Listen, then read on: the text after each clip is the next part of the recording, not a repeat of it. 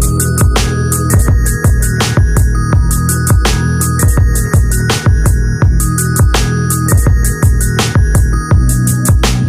Students, how are you? All good? Hope so. बच्चों, आज के लेक्चर में मैं वापस एक इंटरेस्टिंग बेसिक फैक्ट के बारे में बात करने वाला हूँ, जिसको आपने कभी ना कभी डे टू डे रूटीन में या तो देखा होगा या तो फिर किया भी होगा। बट देखा है या फिर किया है तो कभी आपने उसके बारे में सोचा है या नहीं सोचा है, I don't know, but let's check it out कि रियलिटी में आपको कुछ पता है या उसके बारे में नहीं पता है। एक बहुत सिंपल सा एक्सपेरिमेंट है, कभी बच्चे अनजाने में खेलते कूदते भी कर लेते हैं इस एक्सपेरिमेंट को, but I don't have any idea कि उनको उसके पीछे की थ्योरी पता है या नहीं पता है। चलो, बड़े छोटे बच्चे जो भी लोग इस वीडियो को देख रहे हो, just try to answer a simple, very very simple experiment जो डे टू डे रूटीन में कभी ना कभी सब लोग हम लोग कर लेते हैं। आपको करना क्या है, दो बलून लो, दो बलून सेम साइज के, बट एक को बहुत ज़्यादा ब्लो कर दो और एक को कम ब्लो करो, एक को बहुत ज़्यादा ब्लो करो और एक को बहुत कम ब्लो करो, और उसके बाद दोनों बलून्स को आप एक ऐसे पाइप से कनेक्ट कर दो। ये पाइप है, ओपन पाइप है, इसके एक एंड पे बड़े साइज वाले को लगा दो और दूसरे साइड एंड पे जिसको आपने कम ब्लो किया है उसको कनेक्ट कर दो, कुछ इस तरह से, so that air can move from one side to another side. Air यहाँ से यहाँ या फिर यहाँ से यहाँ पे पास हो सकती है क्योंकि ये पाइप ओपन है। तो अगर सपोज कभी आपने ऐसे दो बलून्स को आपस में कनेक्ट किया, ऐसे दो बलून्स को आपस में कनेक्ट किया, तो क्या रिजल्ट हो सकता है? क्या ये स्ट्रक्चर एज इट इज रहता होगा या फिर हवा बड़े वाले में से छोटे वाले की तरफ जाती होगी जब तक कि दोनों बराबर नहीं हो जाते, या फिर छोटे वाले में से बड़े वाले की तरफ जाती होगी, ये छोटा और छोटा हो जाता है, बड़ा और बड़ा हो जाता होगा? क्या लगता है आपको?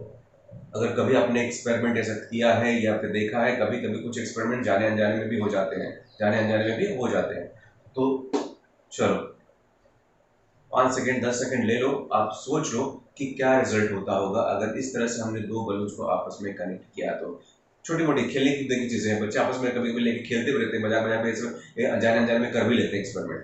तो अगर आपने कभी किया है या देखा है तो सोचो अपना ऑब्जर्वेशन क्या था आपका, और या नहीं देखा है तो फिर अब सोच लो कि क्या हो सकता है इसके बारे में।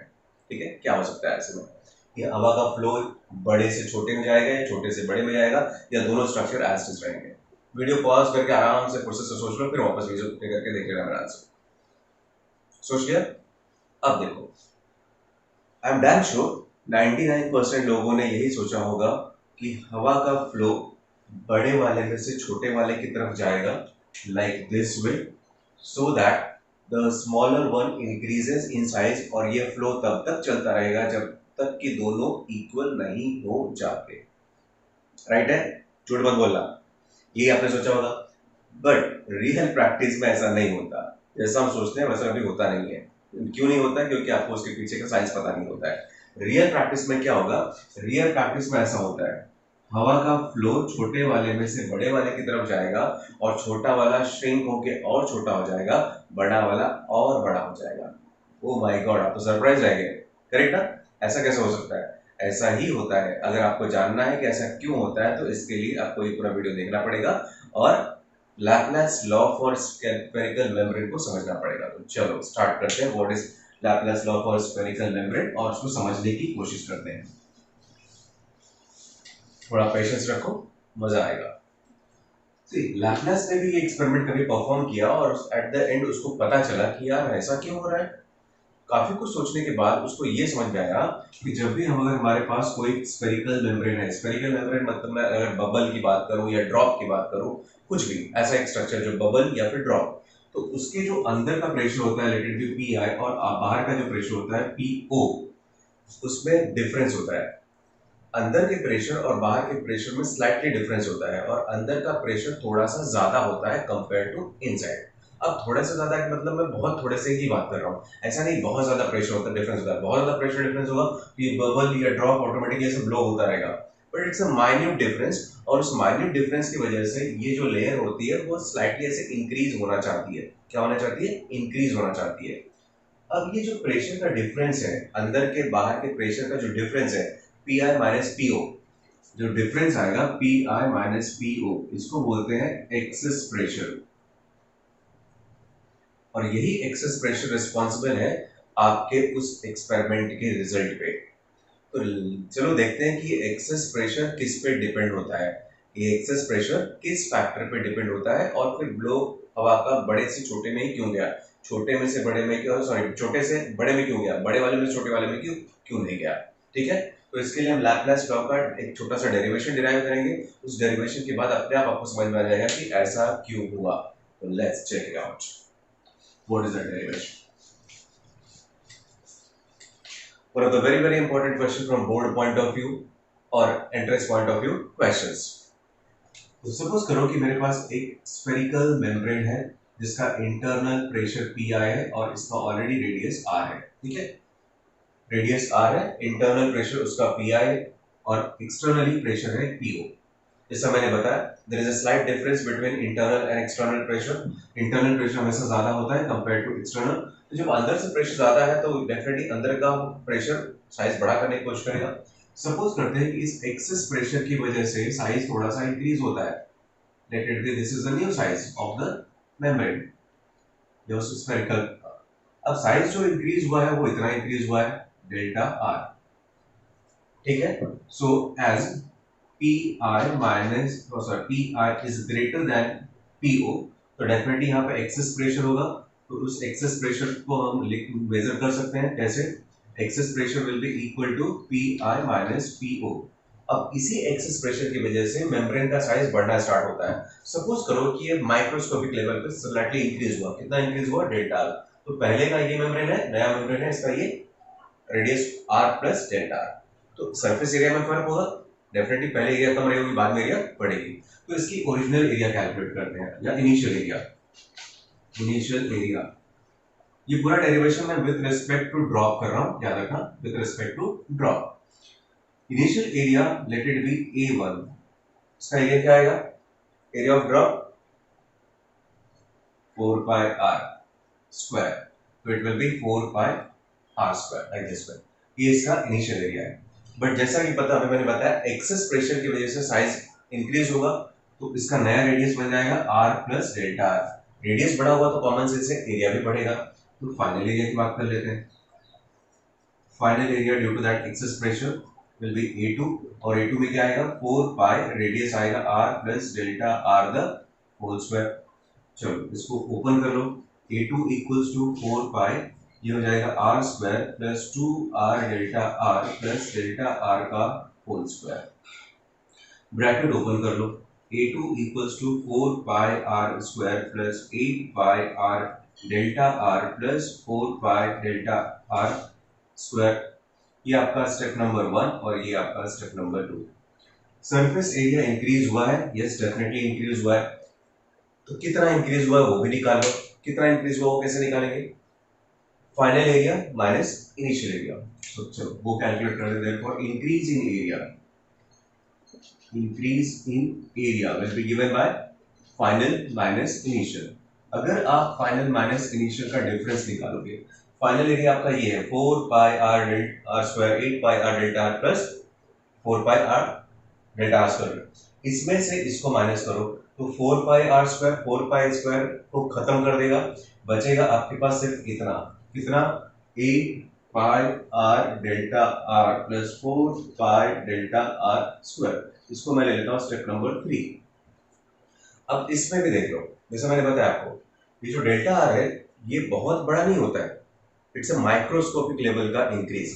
और माइक्रोस्कोपिक लेवल मतलब it will be a very small value, और जितने भी वैल्यूज बहुत ही स्मॉल होते हैं उनके हायर पावर्स और कम हो जाते हैं, छोटे नंबर्स के हायर पावर्स की वैल्यू और कम हो जाती है। छोटे पावर वैल्यूज मतलब जैसे 0.1 का स्क्वायर क्या होता है 0.01, वैल्यू बढ़ी है घटी, स्क्वायर करोगे तो वैल्यू कम हो जाएगी। सेम वही लॉजिक यहाँ पे, डेल्टा आर की वैल्यू इज वेरी स्मॉल तो उसका हायर पावर को आप नेग्लेक्ट कर दो, as delta r is very small, तो उसके हायर पावर को हमने नेग्लेक्ट कर दिया। हायर पावर को नेग्लेक्ट कर दिया तो A2 minus A1 which will be equal to, ये लास्ट वाला पार्ट गायब हो जाएगा, बचेगा आपके पास 8 पाई r डेल्टा r, जिसको हम डेल्टा A लिख लेते हैं। Change in area will be 8 pi r delta r, इसको आप ले लो step number 4। Increase in area हो गया। अब देखो, अगर आप सरफेस एरिया इंक्रीज होता है तो आपने सरफेस टेंशन में ये भी पढ़ा होगा, अगर आपने सरफेस टेंशन पढ़ा है तो आपने ये भी पढ़ा होगा कि किसी भी सरफेस फिल्म को इंक्रीज करने में आपको वर्क परफॉर्म करना पड़ता है। किसके अगेंस्ट? सरफेस टेंशन के अगेंस्ट। हर लिक्विड का अपना सरफेस टेंशन होता है, तो जब भी आप लिक्विड के मेम्ब्रेन को स्ट्रेच करते हो तो यू परफॉर्म वर्क। तो हम अज्यूम कर लेते हैं कि इतना सरफेस एरिया इंक्रीज करने में कुछ तो वर्क परफॉर्म करना पड़ा होगा। तो late dw be the work done. Let dw be the work done for increase in area. Increase in area. Work done का फॉर्मूला क्या है? Work done is equal to होता है surface tension into change in area. ये सब surface tension में बताया गया है already. dw work equals to surface tension into change in area. तो therefore dw is equal to surface tension into change in area कितना हमारा 8 पाई r डेल्टा r। यहाँ से आपको मिलता है एक्सप्रेशन फॉर वर्क डन। इसको मैं हाईलाइट कर लेता हूँ, क्यों? क्योंकि इसकी जरूरत मुझे पड़ेगी। सो देखो, अभी तक हमने क्या देखा कि प्रेशर इनसाइड और आउटसाइड में थोड़ा सा डिफरेंस होता है, जिसकी वजह से सरफेस एरिया बढ़ता है। और सरफेस एरिया कितना बढ़ रहा है? 8 पाई r डेल्टा r। जब भी कोई सरफेस का मेम्ब्रेन का साइज बढ़ता है तो ऑब्वियसली वर्क करना पड़ेगा ना भाई। आप खींच रहे हो, उसको बड़ा कर रहे हो, तो वर्क तो करना पड़ेगा आपको, एनर्जी लॉस करना पड़ेगा। तो इतना वर्क आपने परफॉर्म किया, कितना? t into 8 pi r delta r। इसको यहीं पे स्टॉप करते हैं। अब थोड़ा सा मैकेनिकल थ्योरी पे चलते हैं, मैकेनिकल चीजें। देखो, जहां पे भी प्रेशर का डिफरेंस है, दो पॉइंट्स पे प्रेशर डिफरेंस होता है, तो डेफिनेटली वहां पे फ्लो होता है। और फ्लो क्यों होता है? फोर्स जनरेट होता होगा। जहां पे भी प्रेशर डिफरेंस है वहां पे एक फोर्स जनरेट होता है, और उस फोर्स की वजह से डिस्प्लेसमेंट होता है। जैसे अगर हवा को हम छोड़ दें दो अलग अलग लोकेशन पे, एक जगह पे हाई प्रेशर, एक जगह पे लो प्रेशर है, तो हवा हमेशा हाई प्रेशर से लो प्रेशर की तरफ भागेगी, हाई प्रेशर से लो प्रेशर की तरफ भागेगी। और इस फ्लो में रिस्पॉन्सिबल फैक्टर कौन होता है? फोर्स। जब भी एक चीज दूसरे एक पॉइंट से दूसरे पॉइंट पे चलती है तो डेफिनेटली वहां पे फोर्स होता है। तो अब थोड़ी सी मैकेनिकल थ्योरी पे आते हैं। मैकेनिकल थ्योरी पे क्या है? अभी मैंने देखा कि यहाँ पे इनिशियल प्रेशर है, यहाँ पे सॉरी इंटरनल प्रेशर, यहाँ पे एक्सटर्नल प्रेशर, और इंटरनल प्रेशर एक्सटर्नल प्रेशर में डिफरेंस है। तो ये जो एक्सेस प्रेशर है ना, ये फोर्स जनरेट करता है, और वो फोर्स किसके ऊपर एक्ट करता है? ओरिजिनल साइज पे, length. As this excess pressure Pi minus PO, Pi minus PO definitely produces, Pi minus PO का मतलब वो भी प्रेशर ही होगा ना, that will be excess pressure, isn't it? That excess pressure will be equal to what? Force per unit area, isn't it? Right है? सो होता क्या है, जब भी कहीं प्रेशर डिफरेंस जनरेट होता है तो वहां पे एक फोर्स जनरेट होता है। और आपको ये फॉर्मूला तो पता है, ये pressure equals to force per unit area. Pressure equals to force per unit area होता है। तो इस एक्सेस प्रेशर की वजह से इस ओरिजिनल साइज के मेम्ब्रेन पे फोर्स जनरेट होगा। अब वो फोर्स कितना जनरेट होगा? उस फोर्स की यहाँ पे डेफिनेटली ये ओरिजिनल एरिया पे है, तो फोर्स का एक्सप्रेशन क्या आएगा? Pi minus PO into A1। तो this force F is equal to हम ऐसे लिख सकते हैं Pi minus PO into original area कितनी थी मेरी? 4 पाई r स्क्वायर। ठीक है। अब इस फोर्स की वजह से क्या होता है? लेयर का डिस्प्लेसमेंट होता है, फ्री मेम्ब्रेन डिस्प्लेस होती है, फ्री मेम्ब्रेन डिस्प्लेस होती है। अगर इस फोर्स की वजह से मेम्ब्रेन का डिस्प्लेसमेंट हुआ है तो वर्क भी होगा। Work equals to force into displacement. तो let delta r be the displacement, sorry dw, dw बात करते हैं, dw be the work done for displacement dx और delta r for displacement delta r। अब देखो, फोर्स है, डिस्प्लेसमेंट है, तो कॉमन सेंस है कि वर्क भी होगा, वर्क भी होगा। तो now as we know dw is equal to force into displacement, work equals to force into displacement है ना। मैकेनिकल थ्योरी में अप्लाई कर रहा हूं, यहाँ पे सरफेस टेंशन की थ्योरी थी, वहां पे मैकेनिकल थ्योरी थी। चलो, तो dw work equals to force का एक्सप्रेशन हमने क्या निकाला? Pi minus PO into 4 pi r square delta r। इसको मैं स्टेप नंबर 6 ले लेता हूं। Here I got another formula for work done। एक फॉर्मूला आपको यहाँ पे मिला, दूसरा फॉर्मूला यहाँ पे मिला, बट दोनों ही वर्क डन तो सेम चीज के लिए है ना। ये work done surface tension based है और वो work done mechanical theory based है। तो दोनों को मर्ज कर देते हैं from step number 5 and 6। From step number 5 and 6 क्या हो सकता है? Let's check it out. इसको और उसको कंपेयर करो। मैं इसको पहले लिख लेता हूँ, Pi minus PO into 4 pi r square delta r equals to, यहाँ पे क्या आएगा, टी इंटू 8 पाई आर डेल्टा आर। जो भी चीजें कैंसिल हो सकती है उनको कैंसिल कर दो, जो भी चीजें कैंसिल हो सकती है उनको कैंसिल करो। देखो पाई ने पाई को मारा, आर का पावर गया, 4 डिवाइड करेगा 8 को, दैट इज 2। यहां से अगर मैं excess pressure P I minus P zero का एक्सप्रेशन निकालूं तो उधर बच रहा है डेल्टा आर, डेल्टा आर को भी जा रहा है, तो बच रहा है सिर्फ आपके पास 2t बाय आर।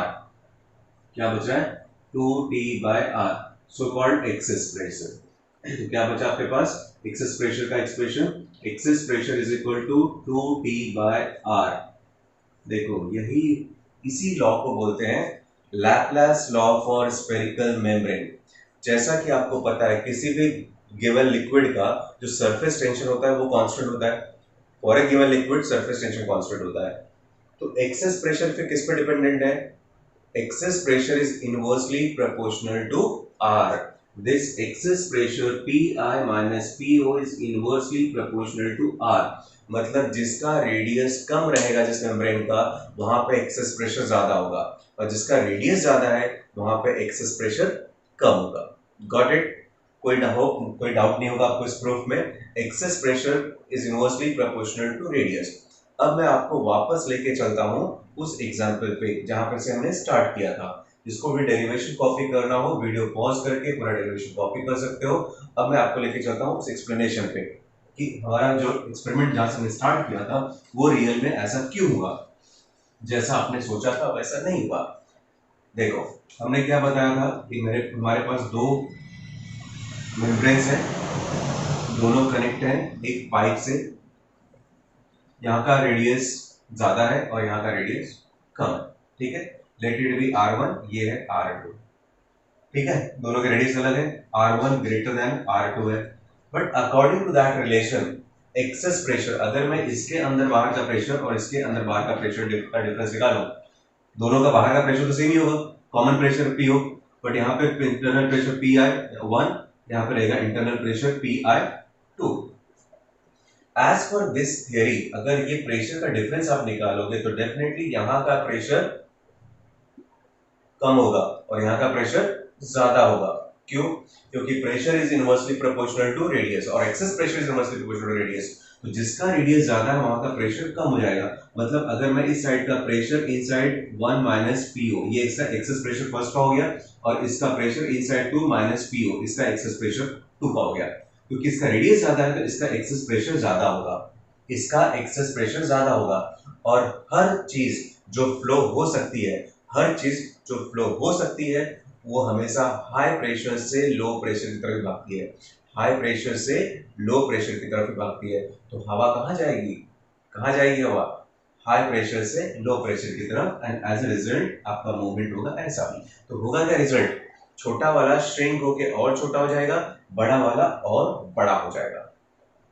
मोटा आदमी छोटे को खा जाएगा, मोटा छोटे को खा जाएगा, सिंपल सा लॉजिक है। ये एक्सपेरिमेंट आप घर के करके भी देख सकते हो। It's very very interesting experiment. So it's a part of mechanical properties of fluid. So hope आपको ये Laplace law for spherical membrane समझ में आया होगा, और जिस एग्जांपल से हमने स्टार्ट किया था उसके पीछे का साइंस भी आपको समझाऊंगा। फिर भी नहीं समझाए तो कमेंट बॉक्स में जरूर लिख दो। कोई भी डाउट है, कोई भी क्वेरीज है तो I will try my level best to clear that, ठीक है। सो वीडियोस देखते रहिए और पढ़ते रहिए, और हो सके तो लाइक और सब्सक्राइब भी कर दीजिए। Okay, tata bye bye.